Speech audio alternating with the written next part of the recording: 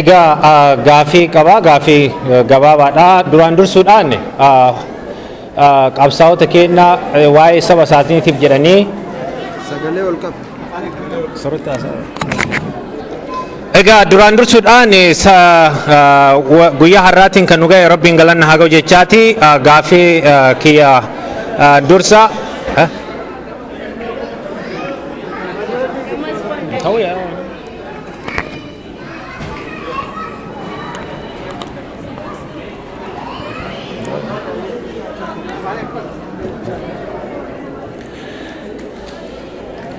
Egaa carraa kan argachuu kootti baay'ee galatoomaa isiniin jecha duraan dursuudhaan obboleeyyan keenya kan mana hidhaa keessatti dararamaa turtanii har'a ammoo Rabbiin isin baasee fuuldura keenyatti isin agarre baga Rabbiin isin baase jecha gaafiin an qabu tokkoffaa amma ka biyyi keenya haalli isin keessa jirtu baay'ee sadarkaa nama yaaddessu keessa akka jirtu argeen jira. Anillee torbee sadii dura biyya ture. Gaafa Jawaar gara Frankfurt balali'u an guyyaa tokko dursee dhufe kibba Oromiyaa irraa kaasee seentiraalii Finfinneen keessa qaxxaamuree hanga Shawaa kaabaa wanni argaa ture baay'ee kan nama gaddisiisuu fi abdii kan nama kutachiisu an durayyuu gurraacha ture duuba distii fakkaadhee gurraachadhee cilee ta'eetiin dhufe abdii kutachuurraa kan ka'e jechuudha. Inni guddaa maalidha nageenyi baay'ee rakkisaadha nageenyi biyya keenyaa baay'ee abdii waan nama kutachiisu nageenyi kun karaa inni itti dhufu anini akkamitti akka dhufu hin beeku garuu odoo nageenyi biyya sanitti deebi'e baay'ee hawwaa kan biraa immoo nageenya kan akkamitti fiduun danda'ama mootummaan waan kobaasaa danda'e fida jedhee abdiirraan qaban akkamitti akka fiduun danda'amu malli biraa jiraate malee ummanni wal sodaateera nagaa waliin gaafatu ati nagaa gaafanna eessaa dhufte siin jira ollaan nagaa waliin gaafatu baay'ee rakkisaadha jechuudha. Kan biraa akka kanatti aansee gaafachuu barbaadu haala hanna Oromiyaa keessa jiru hanni Oromiyaa keessa jiru asii ifaajee guyyaa 31f biyya turee dhufe. Wanna deemeef raawwachuu dadhabee bakka dhaqutti hundatti horii na gaafatanii horiin na gaafatan kana keessa birri 1,200 wanni urjaallee bee homaa miti nama gaafatanii waan dadhabbiillee homaa miti. Akkanuma na laalaniituma 50,000 1,200 yoo na gaafatan ifaajee wama tokko in raawwatini naannee asitti deebi'ee jechuudha. Bulchiinsa magaalaa keessa kan jiran hanni Oromiyaa keessatti ijaareeru sanuu waan miiliyoona qabaatteef kasirraa fuudhu hin jiru caasaa qabaatte malee hanni kun akkamitti saba keenyarraa dhaabbata du'aaf ajjeechatti aanee hanni wanni uummanni keenya itti dhumataa jiru kan itti boohaa jiru baay'ee guddaadha. Kan biraa ammoo tokkoffaa hin xumura. Harrumayyoo mootummaan naannoo Oromiyaa waajjira isaa pirezidaantii odoo isinitti kenne kaafottu odoo kenne bu'aa buuftan kan jedhu abdiin qabu. Nageenyi hin jiru waan ta'eef isa kanaaf seerri biyya sanii jijjiiramee waa tokko sochoosuu akka danda'an akka paartii kaafaa'ootti maal godhaa jirta waa'ee heera jijjiirraa biyya sanii irratti wanni guddaan achi jira waan ta'eef galatooma. Daqiiqaa lameen keessatti ifitti ol siisu. Ifitti ol siisu sagalee maayikii. Galatooma. Sagalee ol kaasuufis dirqama. Galatoomaan gaaffii gaafadhu irra caalaatti gaafatamee jira. Garuu amma kanatti aanee obbo Baqqaleenis haa ta'u obbo Jawaar Mohaammed waa'ee nagaa waa'ee nageenyaati kan isin dubbattanii har'a isin kana isin biraa kana dhaga'uun keenya garuu gizee akkas ta'u kana xinnoo booddeetti namni hoo araara barbaanna an jedhamu kun nageenya barbaanna jedhamu kun xinnoo maa booddeetti hafe maaliif gaagaama guddaatu nu ga'ee jira yeroo ammaa kana biyyi keenya gaagaamtee jirti darbees immoo warri nutti dhaadatan jiru akka dhaabbataattis ta'anii akka nama tokkootti isaan faana mootummaarra dabartanii warra dhaabbatoota faana akkamitti nagaa fiduu barbaaddu maaliif madarakii kanarratti yookaan immoo asirratti gizee ilaallu isin nagaa dubbattu achi baani gizee miidiyaa irratti ilaallu immoo akkasin balaa labsitan akkasin rakkina dubbattanitti dubbatama warra kan akkamitti qabbaneessine biyya keenya keessatti nagaa fiduu barbaadna han jedhudha kanaan dubbii fida warra ta'anii ibidda tuqatanidha amma rakkina guddaa fidaa gatii jiraniif akkamitti warri kun warri paabilik miidiyaa irra jiran kun isaan faana hejjettanii akkamitti nagaa fiduu dandeessan jedhudha galatooma dhufuu keessanitti gammannee jirra isiniin kabaja. Sagalee ol kaasuuf yaali. Hello. ol qabiga namatti ol qabaatu oduu Maqaan kiyya Jamilaa Jaabdooti. Manfasteen isirraa hin dhufe. Hin dhaggeeffamu. Halo.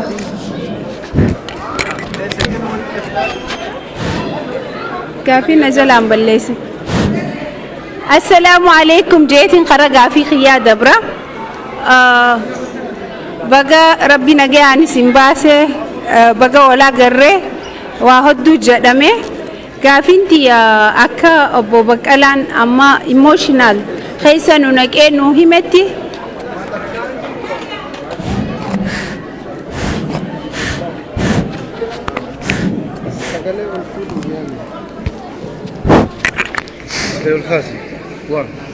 Waan haa amma dhaggeeffamu.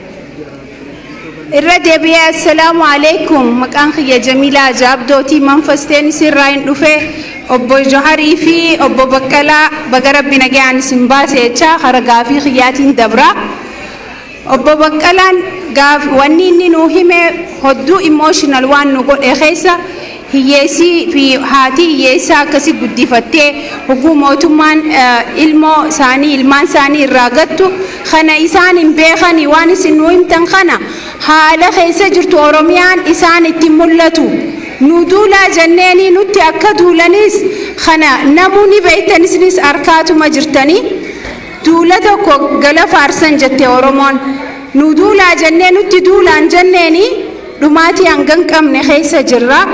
Nagayni isin barbaaddan ummanni silaa nagee nu buusuu qabu mootummaa tahee hawaasni Oromoo nagee maal buusuu danda'e kan nu fixaa jiru mootummaadha. Mootummaa kana biitii teenya akka Siiriyaa akka hin taane Dr. Abiyyi walitti dhiyaattanii akka biitti Siiriyaa hin taane maa nagee nu hin buusne inni maa ajjeechaa uummata sabaa sablammoota irraan dhaabu. Itoophiyaan akka fuuldura deemtuuf yoo karoora qabaattan Dr. Abiyyi deebi'aati isuma magantaa nu gaafadhaa hawaasaa miti. Kana akka dhaamsattiin dhaama. Gaafiin tiyya lamadaatis waa'ee Dirreedhawaati. Dirreedhawaan hiyyeessi dhiibamee gaara irratti galaa jira dhaloonni biyya sanii. Maaster pilaaniin achi keessa babal'attee jirti Dirreedhawaa keessatti. Booda kunoo rakkina nurraan fiduuyi. Kanuma galatooma. sagalee ol kaasuuf yaali. So do I have to press or something? Or just hold it. Hello, good evening everyone. First, thank you for the opportunity given to me. Second, congratulations for having this occasion after you gone through prison and a lot of that stuff. And for the supporters as well, congratulations. We have seen wave after wave demonstrations regarding or demanding freeing all Oromo political prisoners. I hope the remaining follows. And my question are two regarding, number one would be, what is your say on the need for a transitional government in Ethiopia? Because the country has a bad reputation when it comes into formation of transitional government. 1991, 1993, there was a transitional government that ended up in conflict between TPLF and ONEG. 2018, 2020, there was also supposed transitional government between TPLF and Prosperity Party. We have seen how it ended. So what's your stay here? The second question is, I don't know what we can name the current peace agreement that's going on. Some say it's a shuttle agreement, some say different, they give it different names. However, all the stakeholders in the conflict, they have clear demands that they say they cannot negotiate on those issues. Do you really see a solution here? Or is Ethiopia heading again to another clash after spending some time? Or both parties seems to buy time for another clash? And what is your preparation as a leader of a segment of that country? Thank you.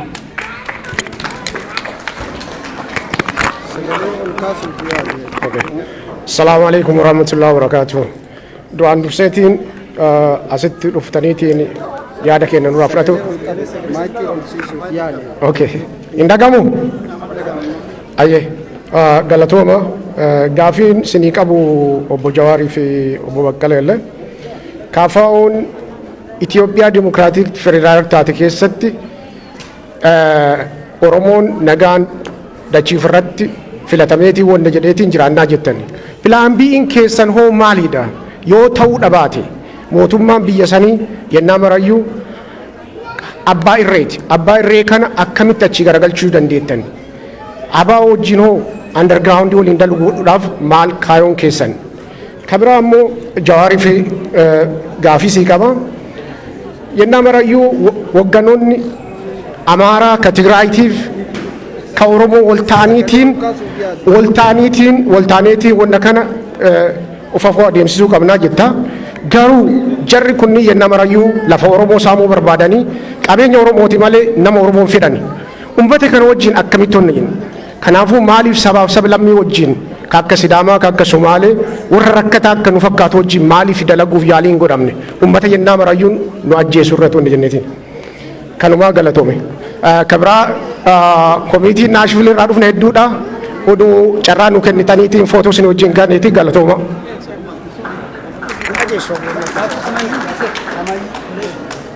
Okay, gabaas. Sagalee ol fuudhu lachuu waliin qabatu. Ayyee ulfaadhaa Jawaar golata baay'ee gammachuu nutti dhagahame. Akkana jennee ibsachuu hin dandeenyu baga achi rabbi isin baasee baga nagaa wal agarre jedha. Kanatti aan sun gaafii kiyya innuu jedhee jira garuu wanni isin gaafachuu barbaadu mataan keessanii maal amantanii biyya san keessatti amma Oromoo mootummaan kun mootummaa Oromootii mitii jedhaa jirtanii achi yoo deebitanii jettan abdiin keessan maal abdattanii ammoo achi yoo deebitan kuni namichi kuni isinitti deebisaa maali abdiin keessan ka jedhu gaafiin kiyya kanu. Okay, galatooma. Eenyurraa eegalla?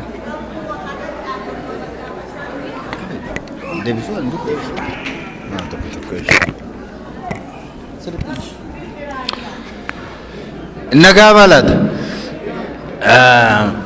Maashaallah. Gaafii kaan keessaati tokko qofan keessaati hamma nagee duwwaa baay'ee isaan nageenyinaan xiqqoo dulloomeeras gurri na dabarsiti ta'een beeku aguma nagee duwwaan keessaa deebisaan.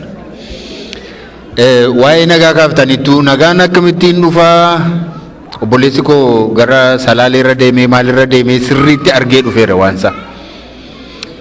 Isuma nuyi dubbachaa oolleedha nagaan biyya sana keessa dhibeera. Dhuguma yoo dubbannee fi jinniin seexanni addunyaarra jirtu hundumtuu biyya sanatti waan galtee fakkaata amma. Namni nagaa walitti naasa'u, nagaa walitti dubbatu, nagaa waliin gaafatu akkuma inni jedhee. Nam hundumtuu sababa barbaada wal loluudhaaf rakkoonis jira, beellis jira, waan adda addaa jira mitiire.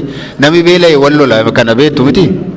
Namni beela'e yoo itti bu'an xiqqoomsee garaa bal'atee akka nama saquufee danda'ee biraan darbu.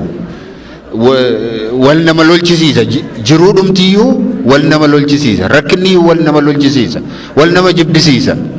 Gaafa waan nyaatu risoorsiin xiqqoo yeroo skeersii yeroo ta'u ishee sana hundumtuu fudhatee nyaachuudhaaf jecha wal lola. Kanaaf biyya sana keessa jibbi guuteera, lolli guuteera, nam hundumtuu nagaa dhabeera kun waan jirudha. Nuti jalqabnee kan nuti dubbachaa jiru mootummaatti dubbachaa jirra. Uummati maal godhatee uummatatti dubbanna. Biyya sana keessatti akka kana mootummaatti haasa'uu hin dandeenyu, uummatas walitti qabnee haasofsiisuu hin dandeenyu. Yaada keenya kan nuyi dabarsuu dandeenyu karaa kana qofadha. Asitti dhufneeti kan nuti dubbachuu dandeenyu. Amma si dubbachaa jirru kana mootummaan hin nagaa, achitti garuu nun naga'u. Kanaatiif uummata kana nagaan dhowwinii, nagaa hin dhowwinaa, rakkoo kana ittuu hin hammeessinaa jennee dhaamsa dhaamuu karaa kana qofa sababii danda'uu fi uummatatti dubbanna nuti. Malee uummataan dhiisaa mirga keessan hin gaafatinaa utuu duutanii callisaa utuu hidhamtanii callisaa hin dubbatinaa ittiin jechaa hin jirru nuyi. Nami mirgisaa dhiibame, nami beela'ee, nami qeesaa keessatti dararame qabsaa'uun mirga isaati. Mirga isaa qofa otoo hin taane kun dirqama isaati. Kanaatiif nuyi uummataan hin dubbatin waan tokko hin godhin jennee miilla isaa harka isaa hiinee mootummaa jala kaa'uuf miti. Kana nuu baraa. Kanaaf qaamoleen hidhatanii wal lolaa jiran jiru. Tokko mootummaadha. Lammaffaa fakkeenyaatiif waraana bilisummaa Oromooti.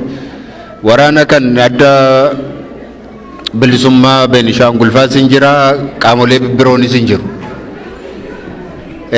TDF immoo jira.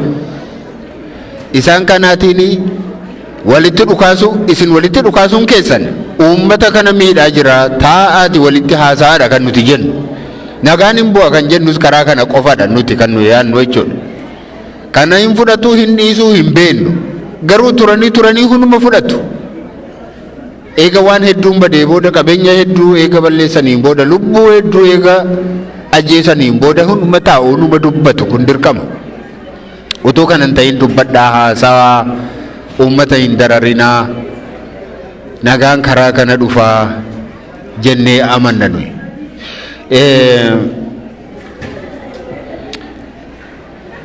Waa'ee malaammaltummaa biyya keessa jiru obboleessi koo kaaseera. Malaammaltummaa jechuun dhuguma akkuma inni jedheedha. Utuu nuyi dubbanneeti tariiti kan keenya hin shakkitu ta'a. Maaliif mormituu waan taaneef mootummaa hafuura isaa hammeessuudhaaf waan dubbanne isinitti fakkaata. Inni garuu waan achitti argee dhufe tokkoon keessan warri biyya sana hidhattanii deebitan hin argitu. Warri mootummaa biiroo kamiin yoo hidhattanarra akkuma inni jedhe birri 2,300 isin hin gaafatanarra 100,100 fidi walakkaa miliyoonii fidi 200,200 fidi akkanadha kan jedhamu. Zilaa daasfooraadha jennaan immoo waan qaamni keessan guutuun doolaarii waan itti fakkaatuuf harka isaanii bal'isanii ennaan amma waa harka keessanitti hin deeffatan. Kun waan jirudha. Sirna kanaani kan nuyi lolaa jirru. Lolli kuni waan tokko duwwaa balleessa miti. Qaala'insi jireenyaa kuni wanta tokko duwwaa balleessa miti. Guutummaadhuma sistamicha, guutummaadhuma biyyicha diigaa jira. Waraanni kun biyyicha diigaa jira akkuma inni jirutti. Sirnichi akka diigamu, sirnichi akka jijjiiramu nuus fedha keenyadha. Kanaan dura akkuma dubbachaa turre. Biyyi sun garuu biyyadha jennee amanna nuti. Biyya sana keessatti sirna jijjiiruudha kan nu barbaachisu jenneeti kan nuti amannu. Kanaaf malaammaltummaan maaliin bada yoo jedhame sirni sun bade malee malaammaltummaa namni balleessuu danda'u hin jiru. Yoo sirni sun jijjiirame malee jechuudha. Waa'ee miidiyaa fa'aa immoo wanni tokko ka'ee jira.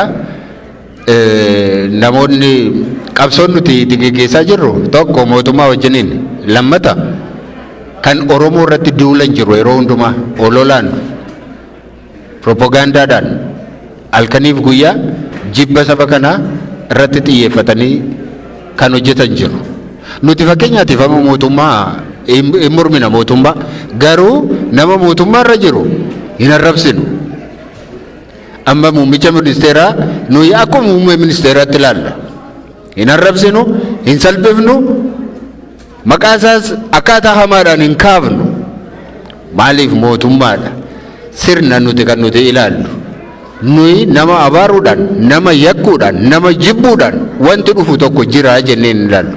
Nama tokko akkuma nama tokkotti ilaalla. Ulfinallee kenninaaf mormii keenya immoo fuulaa fuulatti dhiyeessina. Sirni kun sirrii miti. Adeemsi keessan sirrii miti. Uummata kana miidhaa jira. Kanaaf irraa deebi'aa. Yoo diddan immoo qabsoo isin irratti geggeessine isin galagalchina kan jedhudha kan nuyi dabarsuu barbaadu. Malee nama arrabsuu, nama abaaruu, nama salphisuutti hin amannu. Miidiyaa tokko yoo ilaaltan garuu tokko nama maqaa waamanii abaaru. Muummee ministeeraatti jalqabee ministeerota jiranis, aktivistoota jiranis, namoota siyaasaa jiranis, nuunis, warra paartii hoogganuunis hunduma kan abaaraa deeman jiru. Kan biyya sana walitti naqanii wal nyaachisaa jiran, kan jeeqsisaa jiran iyyuu miidiyaa biyya kana keessa jiranidha. Miidiyaan kun mainstream miidiyaa ta'uu danda'a, social miidiyaa ta'uu danda'a, karaa hundumaatiin amma feesbuukii kana yeroo tokko tokko banuuma isaa feesbuukii banuun hin sodaattanii maaliif waan isin irraa argitan waan gaariin tokko keessa jiru nama wal abaaru nama hammeenya isa biraa qofa barreessu nama jibba qofa lallabu waan akkasii argitu malee waan nama jabeessu tokko keessatti hin argitan nama sodaachisa. Kanaaf nuti warra miidiyaa wajjiniin qabsoo qabna, warra mootummaa wajjiniin qabsoo qabna, hattoota wajjiniin qabsoo qabna. Kana hundumaa keessa teenyee yoo galtan hin hidhamtanii maal amantanii biyyatti galtu maaloodhaan hin jedhu akkam goonaree dhiisnee taa'uun hin danda'amu. Namoonni wareegamuu turreera, namoonni gatii kaffaluu turreera. Bilisummaan akka kanaan dhufa, mirgi akka kanaan dhufa, seerri akka kanaan kabajama jenneeti kan nuti abdannu. Kanaaf waa'ee nama qabsaa'oo sirra akkatinaasin namoonni waan dandeessaniin bira dhaabbattu malee sababii biyya sana keessa rakkoon jiruuf sababii sirni nama sodaachisu tokko jiruuf hundumtuu baqatee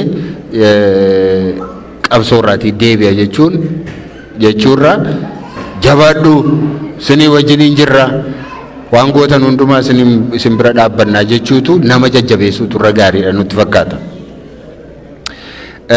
Hariiroon keessan gabaabaadhumatti akkan qabadhetti adda bilisummaa Oromoo wajjiniin dhaabbilee biroo wajjiniin akkamitti hojjettu sabaaf sablammii biroo wajjiniin akkamittiin hojjettu isa jedhu nuyi akkuma yeroo meeqa irra deddeebinee kaafne sirni federaalawaan dimokiraatawaan biyya sana keessatti akka ijaaramu barbaanna.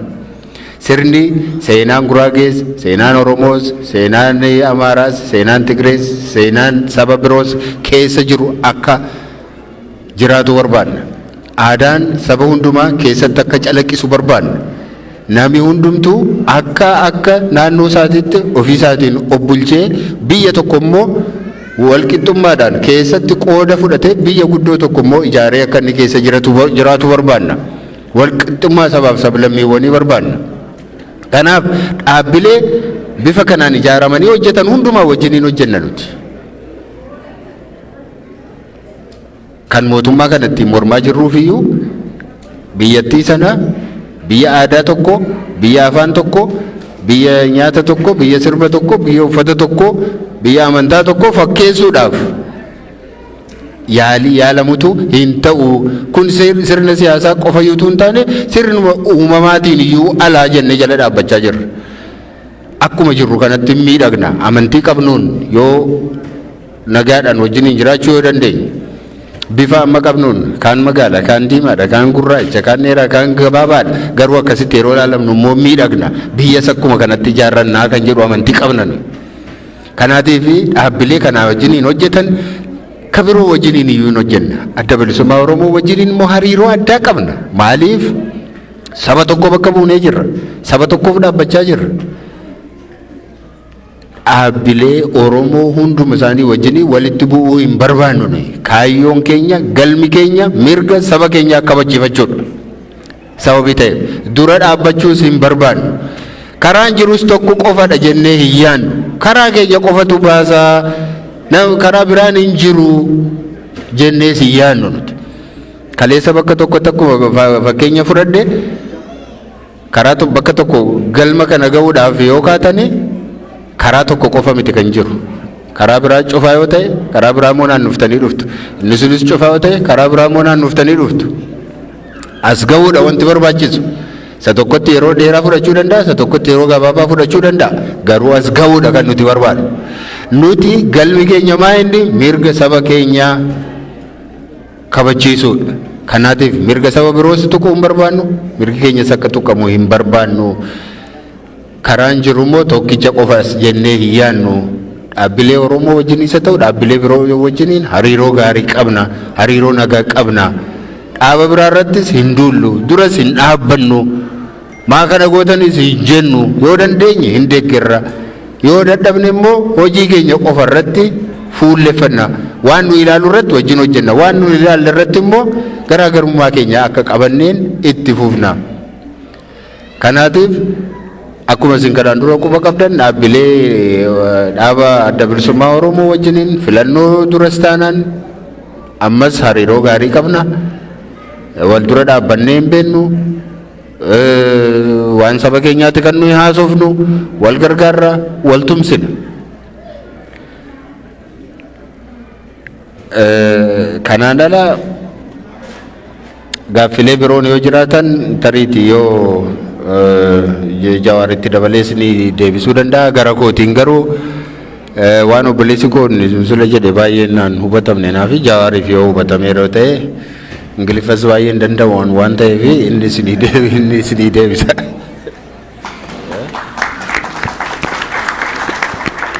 Dhiifama nu godhaati sagaleen hin dhagahamu ture. Bakka biraattis warri qophii akkanaa qopheessitan saawundi siistamii irratti hojjettan nullee waa dhaggeeffannee hedduu nama jeeqa. Kanaaf gaafilee baay'een dhageenye haguma dhageenye qofa walumatti himaa walitti bobbocaati kan jechuma tokkoo fi lamarraa buufataa turre.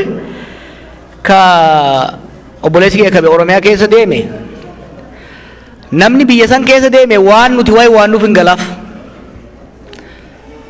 nama fagoo jirutu sirriitti hin galleef. Warri biyya dhaytan tokkoffaa Finfinnee qofa bashannantanii hin deebin Arab biyyaadhaati. Mee qe'ee teessan dhaqaa. Gara Wallaggaa kan achi deemaa yoo gara fagoollee deemu dadhabdan naqamte mafaa gaas deebi'ame. Garumaan boo kanallee achi dhaqaame. Asiin gara Gujii kana gadi deema, gara Arsii Lixaa kana gadi deema, gara Salaalee kana ol baya. Hoggas maaliif akka wayi waannu hoggas isinii gala akka gurbaa kanaa galetti. Maaliif akka wayi waannu maaliif waa meeqa obsinee waa meeqa waan nurras ga'e waan nama kaan irras ga'e hunda obsinee waa'ee nagayaa wanni ciniinnannee ummata dura dhaabbannuuf isiniif gala. Namni maaliif akka lolus nuuf gala. Dallansuun keessan godaannisni keessan waggaa lamaan dabre kana waan namni keenya keessa dabre beeyna. Garri itti deemnu garuu ka waggaa lamaan kanaa dacha hama jennee yaaddanna jechuudha. Kanaaf waggaa biyya galtan bashannantiniituma isin deebina. Finfinnamaaf Adaamaaf Dirree Dhawaa dhayxanii deebinaan otoo dhaquu baattan isinii wayya. Go see what our people are going through.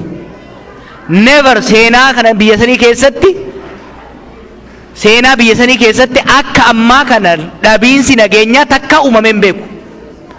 Zamana ka shibbirillee hin taane jiraachuu yeroo bara san jiraachuu baadhullee dubbiseetiin jira. Haalli amma jiru haala akkaan hamaati. Waa'ee nageenyaa wanni lallabnuuf wanni dubbannuuf siyaasa biraa wallaalletii miti. Maaltu nuun ga'e jennellee dhiifnee laaluu dandeenya. Garuu haalli uummanni keenya keessa jiru baay'ee waan nu gaddisiisuufi. Ka mootummaan kophaa isaatti nagaa fiduu hin danda'u kan jette mootummaan mataa isaatiinuu nagaa hin qabu bar. Wanni namni galaaf hin jirre mootummaan ofiifuu nagaa hin qabu. Mootummaa tokkoo miti ka jiru. Walii jidduutti nagaa hin qaban. Dhumaatii godhamaa jiru kana maddi isaa tokko wal dhibdee contradiction mootummaa keessa jirudha. Waggaa afur dura Profeesar Mararaa irraa gabeeytu wanti Abiy Ahmeditti ulfaatu guddaan Ihaadeeguma wal taasisee deemuu natti fakkaataa jee ture. Lolli Tigraayii fi mootummaa federaalaa jidduutti godhame wal dhibdee Ihaadeeg keessatti paartii biyya bulchaa turan jidduutti godhameeni. Ammallee walitti gaarreeffannaan Amaaraaf Oromoo jidduutti godhamullee primarily wal dhibdee bilchaginaa Amaaraatii fi Oromoo jidduu jiruuni. Wal dhibdeen bakkoota adda addaatti agartan kun ka Affaariif Soomalee jidduu jirus maddi isaa paartii biyya bulchu. Paartiin biyya bulchu ufiifuu wal jidduutti nagaa hin qabu. Adada lolli kun hammaatuun contradictioniin wal dhibdeen mootummaa keessa jirus hammaataa deema. Kanaaf bar anarkii hamaa keessa seennaa waan Liibiyaa waan Siiriyaa ta'an hoggaa jennu isin sodaachisuudhaaf yoo immoo yaada kana isin gurguruudhaaf miti. Akkuma bakka irreef shayitaanni bakka hundarraa wal guureet kun paartii biyya bulchuu keessa jira kun qe'ee keessa faca'ee jira. Kanaaf mootummaan kophaa isaatti nagaa ni buusa jennee hin yaannu. Garuu mootummaan shoora guddaa taphachuu qaba.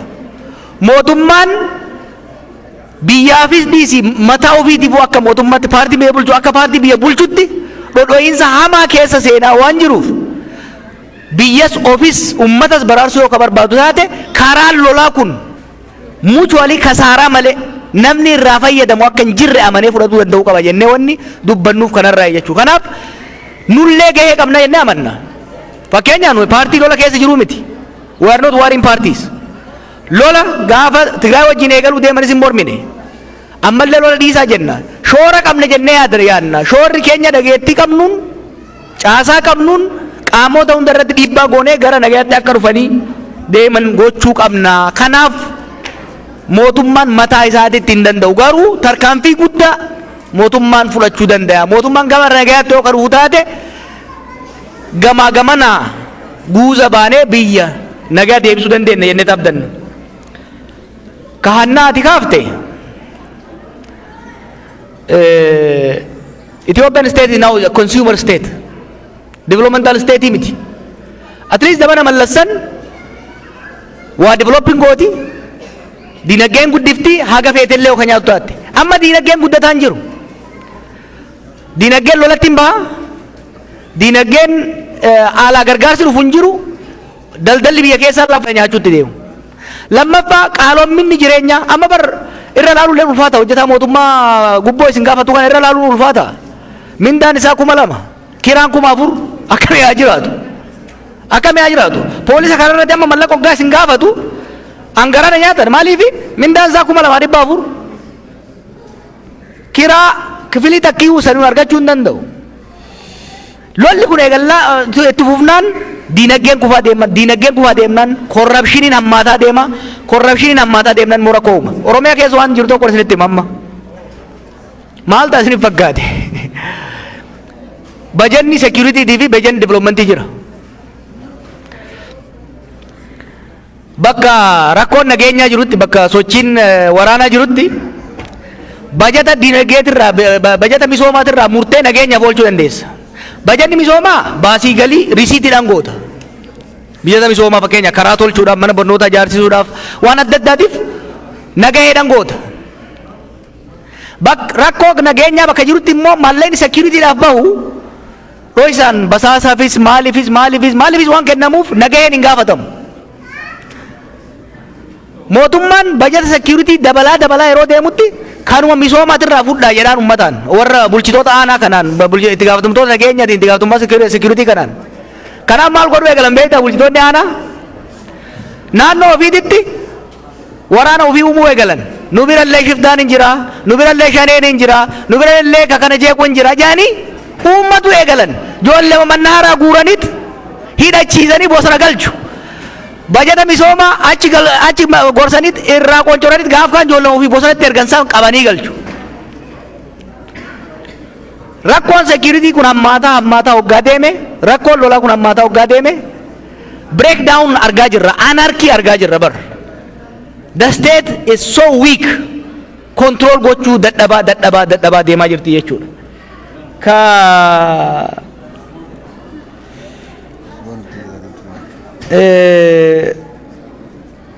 Warra kaan warra dubbii tan arguu didee saba keenya irratti illee ummata biraa irratti illee duulu akkamiin qabbaneessan yoo jaani tokkoffaa dubbataa salphisuun jalaa callisu jalaa qabuu diduudha akka isaanitti baala goomuu dhabuudha.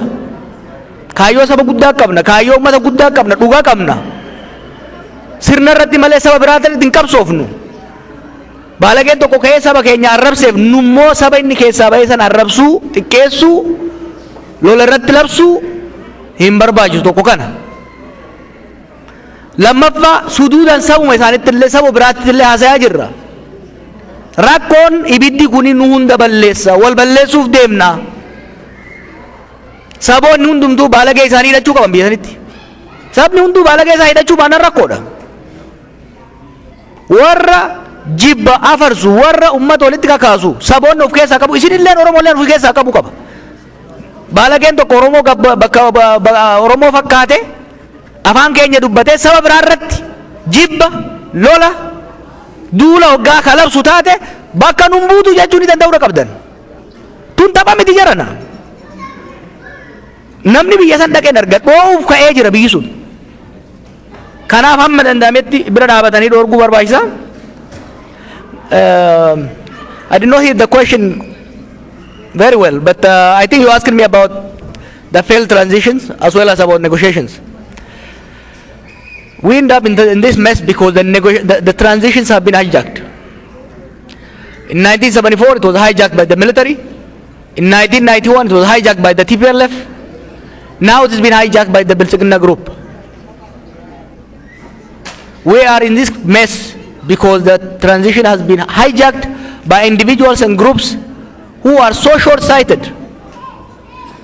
They focused on short-term, temporary power politics instead of creating a sustainable system. A sustainable system that would bring the various groups to the table, that would help develop a new social contract. And I think you are right that these failures, when they are compounded, they have created a very complex conflict that will be extremely difficult to solve.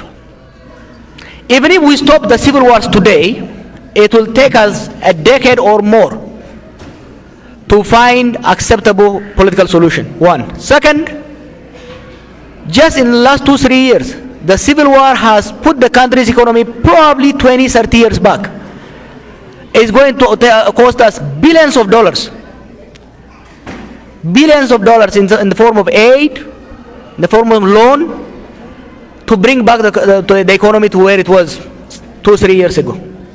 Rebuilding Tigray, rebuilding Amhara, Afar, rebuilding Oromia is going to cost a lot. But for us to start to rebuild, the first thing is we need to go to a ceasefire, we need to negotiate, then we have to start rebuilding the country, reconciling the society. Because there's no point in starting reconstruction. The government now talks about reconstructing and rebuilding Afar and Amhara and Oromia. No, it's not going to work. What is the point of rebuilding today if you are going to destroy it tomorrow? To me, we need to go to the root cause. And we are telling openly, the donor communities, we are saying, don't put your money into the fire. There is no point in giving money to a government that is bent on waging civil war. As far as the negotiations are concerned, are the warring parties presenting contradictory demands? Yes. But I think they have to be prepared to compromise. Without compromise, we cannot move forward. The Tigrayan leadership, the Bilsigna leadership, the Amhara leadership, the Oromo leadership, the Somali leadership need to prepare themselves that solution will come only if we compromise. There will be no solution where one become absolute winner and the other absolute loser. We have to find a compromise that we can live together. That's all I can say because that's what I hear from you. Waligalatti, wanuman amma jekana irra deebi'a. Biyya san keessatti rakkoo kana keessaa bahuudhaaf bal'ina rakkoo kanaa hubachuu qaba namni keenya. Keessattuu isin warri biyya alaa jirtan. Tapha miti, wanni biyya sanitti deemaa jiru tapha miti, ta durii miti. Karri biyyi sun itti deemaa jirtu booda ni sheenoytan. Ibidda irratti banzila hin rabina. Ta durii miti. Mootummaanis ta durii miti, ta durii akka duritti dhiibanii waa taatu miti. Amma wanti biyya san keessa jiru reefu akkuma gurbaan jeetti mootummaan kophaa isaatitti hiikuu waan danda'u miti. Isaan illee ni kijiban, if kijiban. Akkanumaan if jajan malee biyya harkaan qaban. Kanaaf namni biyya san keessa jiru, lammiileen biyya sanii, gartuuleen biyya sanii gadi dhaabatanii balaa itti deemu jiru, ibidda itti deemu jiru kanarraa biyya baraarsuudhaaf yoo carraa kennan irra wayya jennee taabdanna. Haga dandeenyu itti himna. Akka kaleessatti yoo dhaga'uu baatan boru sheene'uun barbaannu. Kanaaf iyya keessan dura dhaabbannee isinitti himna. Nuu galaa bar aariin keessan, xiiqiin keessan, wanni waggaa lamaan dabre kana taane keessattuu namoo keenyaan waan nama gubaati. gubanne jennee wati deemne immoo daran gubanna, daran miidhamna, daran wal miina, daran wal cabsina jenneeti kana haasa'aa jirra. Warri Atlaantaa gaa hedduu galatooma. Gara fuuldurallee gaa walumaa deddeebinee mari'annaa. Ulfaadhaa nagaan nu bula.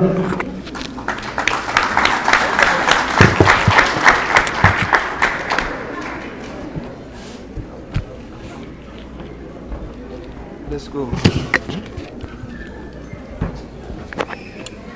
Ayyee galatooma obbo Jawaar obbo Baqqalaa hedduu nu galatooma. Amma osoo hin xumurin dura namoota as keessa jiran keessummaa qabnaa recognize godhuu barbaanna.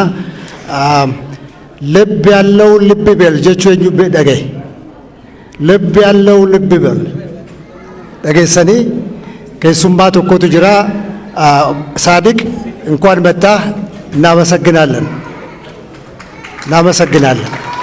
gaaffii keenya fixnee jirra keessummoonni keenya bobba'aa jiranii tasgabbaawaatiinu